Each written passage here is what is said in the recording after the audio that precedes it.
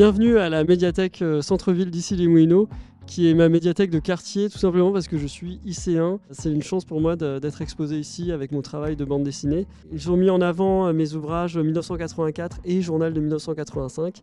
Le premier, c'est une adaptation du roman de George Orwell 1984. J'ai découvert le roman à 14 ans. Et à l'époque, j'avais déjà envie de faire une bande dessinée et de l'adapter. Et j'ai sorti le livre en janvier 2021. Et en fait, le livre a tellement infusé en moi que l'envie un peu folle d'en faire une sorte de suite a fini par s'imposer. Et donc je viens présenter aussi ma nouveauté qui est Journal de 1985, qui est une suite non officielle à l'œuvre de George Orwell. 1984, c'est un livre qui résonne avec notre temps et c'est aussi pour ça que j'ai voulu prolonger l'écriture et essayer d'insérer des éléments encore plus actuels à l'univers de George Orwell.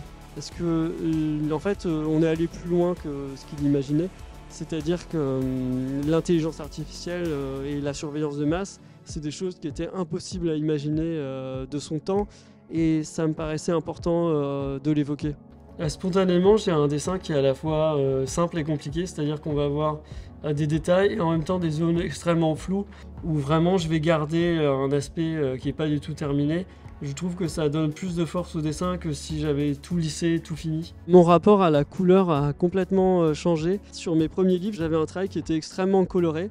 Et sur mon travail autour d'Orwell, justement, j'ai voulu essayer de me renouveler complètement. C'est un travail qui est presque proche du noir et blanc.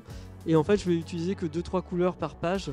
Et finalement, ça va être de plus en plus radical. L'univers d'Orwell, c'est quelque chose qu'on imagine comme quelque chose d'assez sombre, assez peu coloré.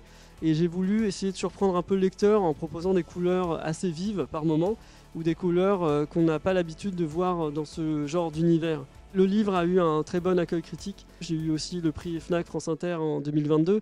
Ça m'a ouvert beaucoup de portes, notamment une adaptation en film d'animation d'après ma bande dessinée 1984. Le film devrait voir le jour d'ici 4 ou 5 ans, je pense. N'hésitez pas à découvrir mon travail ou à le redécouvrir à la médiathèque Centre-Ville autour de l'œuvre de George Orwell.